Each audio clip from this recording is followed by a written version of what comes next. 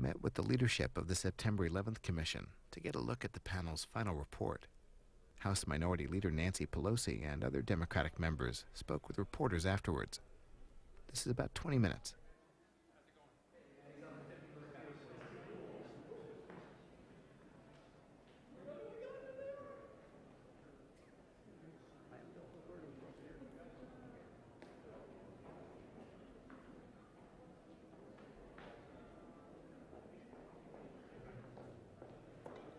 Good afternoon.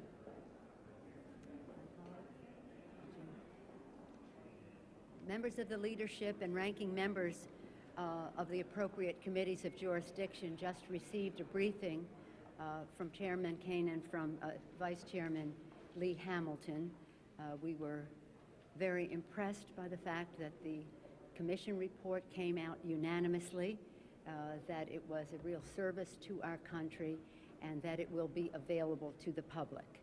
For many of us who've been involved in intelligence matters and, of course, events surrounding 9/11, have always considered any consideration of this issue as sacred and hallowed ground, that we go into it with a mission to find answers for the families, to reduce risk to the American people.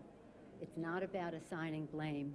It's about preventing any future acts of terrorism to our country. So I know I speak for all of my colleagues when I salute the Commission for its excellent work, for its leadership, its patriotism, and its service to our country by being so thoughtful and putting forth such a useful document. We were not presented with findings at the meeting. We will read those when the book is published, but we were presented with some recommendations, and which I'm sure the commissioners will present to you in their own press availability. With that, I want to yield to our whip of the Democratic whip of the House, Steny Hoyer. Thank you, Madam Leader. I agree with all that you have said. We are very grateful to Governor Kaine and to Congressman Hamilton for their leadership of this critically important commission. This commission was recommended some time ago by our leader, and she was correct then.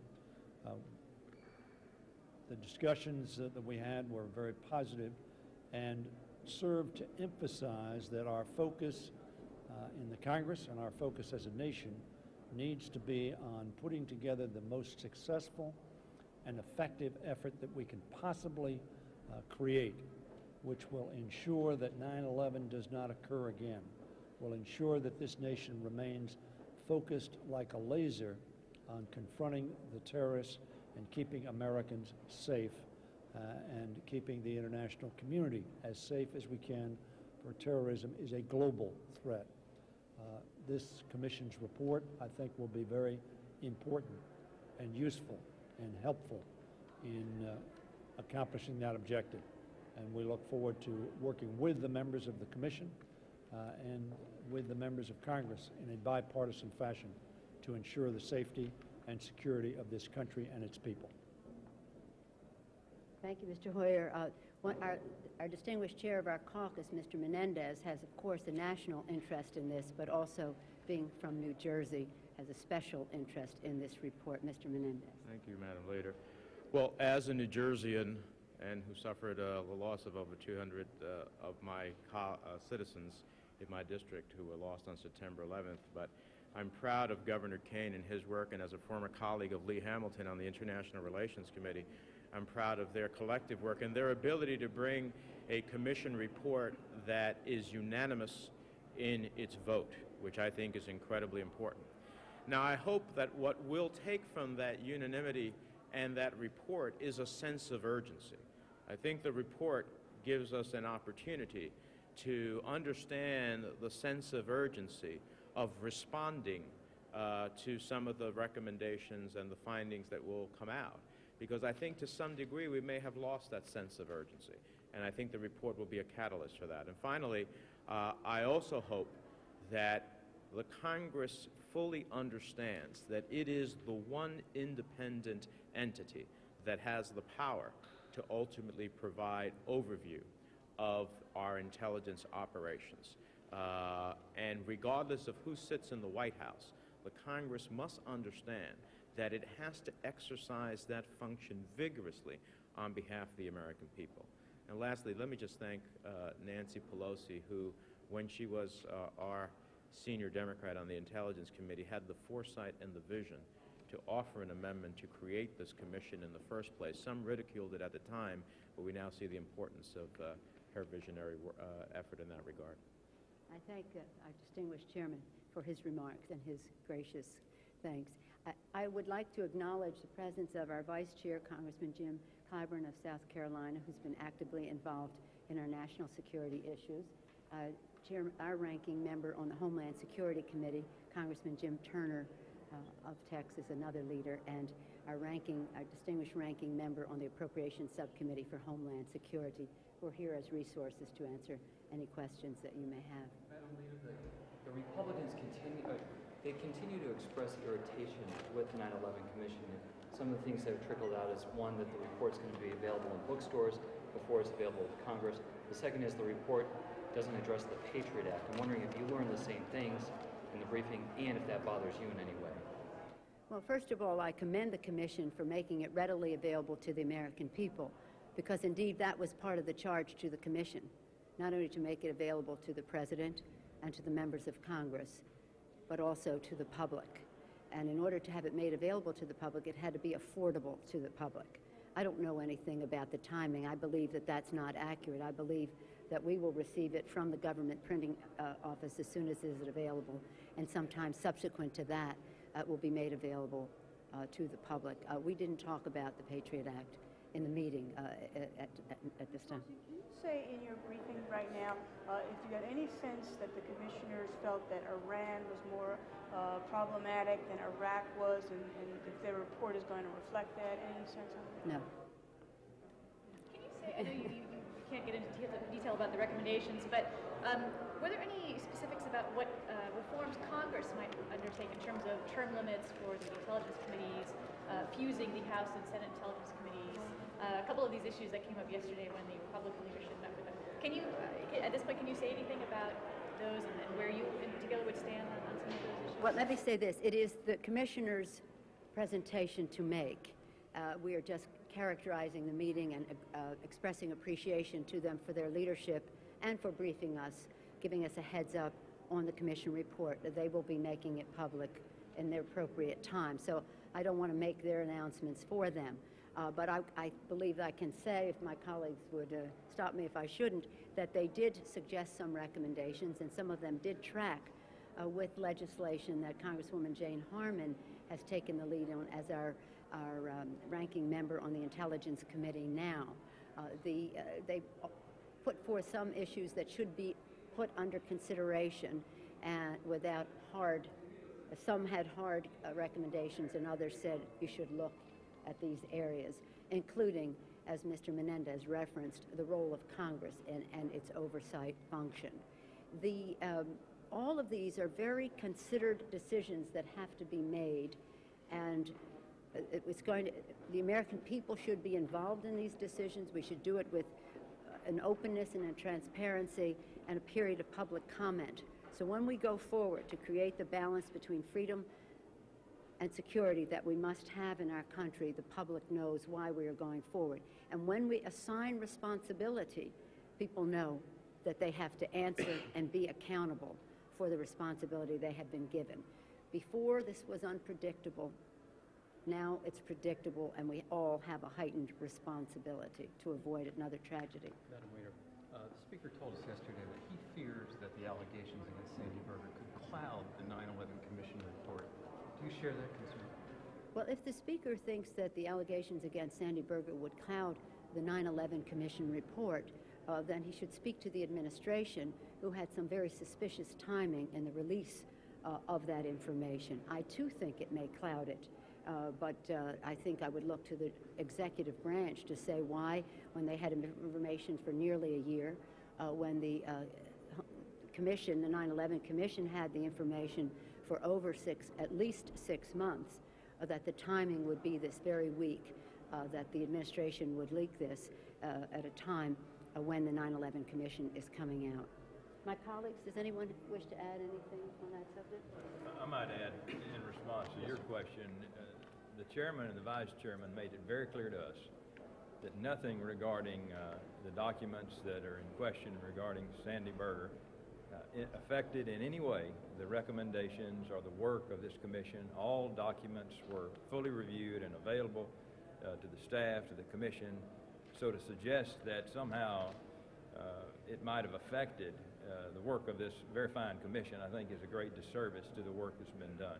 The focus needs to be kept right where we all know it should be kept, and that is to regain that sense of urgency that we all must have to make this country safer. So that issue should not in any way cloud the significance of this report, and in no way did it affect what is in this report. The Speaker also yesterday, and Dave reiterated that he thought that there may not be time in this Congress to actually take up the recommendations and to act on them legislatively. Do you share that opinion? We have one more day left before we adjourn for the summer, and then we come back and we have 3 or 4 weeks. There may be some recommendations that we can take up, but I think as we go forward, we have to have a very thoughtful and complete and transparent discussion of these recommendations. That doesn't mean that we can't get started. We can task the committees of jurisdiction to begin the work, because the sooner we do that, the sooner the American people will be safer. If I may say that when the chairman and the vice chairman came, this is the most recent briefing, but on a number of occasions they have been here to talk to us about their progress. And on a previous visit, I think that day it was Commission Member Lehman acting as chairman, and Vice Chairman Hamilton came, and they reiterated what Chairman Kaine had told us earlier, and that is that their hope was to present the commission report in a bipartisan way to the Congress. That occurred in the Senate. It did not occur in the House. That's a disappointment, because as we go forward, we cannot have any partisanship in how we discuss the safety of the American people and the decisions that we make in Congress to minimize the risk and find answers for the American people. With this, in this day, I just want to ask on the other topic, do you expect a tax, have you been told there'll be a tax cut vote on the tax extenders? We are told that if time permits that they may bring up the tax bills. We're also told that they have other plans for the evening, so they may not be able to bring them up in time. So we have not been informed one way or another as to whether the tax bill will come up today. Do you expect support in your caucus for the tax extensions? We will have a response to the Republicans that is paid for. The Democrats are pay as you go. And so while we support some of the cuts that are there, we think that for middle-income families, we believe that they can be paid for by reducing some of the cuts for people making over $1 million a year. That will be the nature. I'm giving you an abbreviated version. Mr. Rangel can best tell you what form the Democratic alternative will take. The Republicans seem to be concerned that the report will be used against President Bush in the election. And I guess today they kept saying Bush was in office 8 months, Clinton was in office 8 years. I don't know what the use, would you like to respond to that? I don't know what the use of going to that place is. We're trying to protect the American people. We're looking into the future. Yes, it happened on President Bush's watch, but this report was not there to assign blame. It was to say, what is it in our communication within our security, our law enforcement and security entities, the FBI, the CIA, et cetera, what is it within their organizations that needs to be fixed to have accountability and communication? What is it interagency that needs to be fixed in terms of communication between the CIA and the FBI, and again, internally within the CIA, and the communication to policymakers and decision makers in our government? It's about reducing risk to the American people. It's about our national security. It's about the clear and present danger of terrorism that faces our country. That's what this is about. We should be going forward in a bipartisan way to work together to protect the American people and not give time frames as to who was president when. I think everyone knows when people were serving in office. Any other comments from my colleagues on that? I would just add, Madam Leader, that our concern should not be where blame is ascribed. Our concern should be on how do we use the Commission's finding, unanimous findings, to build upon and create an intelligence system that serves effectively the security of the United States.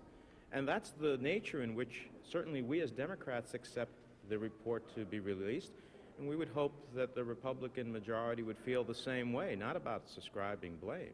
I would say that you can't get two better persons than Tom Kean, former Republican governor of New Jersey, and Lee Hamilton, a very thoughtful Democratic former chair of the International Relations Committee, to have brought a group of people, of Americans, who had one purpose in mind. And the only turf or consequence we should be worried about is our collective turf beneath our feet as a nation, and ensuring that the security of that nation is preserved and enhanced. Now, we have had failures, and those failures are part of the report that we will read, and responses to those failures. How we will be judged will depend upon where we go from here. And that is the nature in which we should accept the report. How realistic are the recommendations? What are the chances that you see in Congress for adopting them? Oh, that was an earlier question that we don't the question was that the Speaker said there probably won't be much time in this Congress to enact those. Well, if we have a lame duck, there may be. But whatever amount of time it takes, it has to be a very thoughtful consideration with transparency and public comment, that the public knows what is happening, because important decisions will be made about their public safety.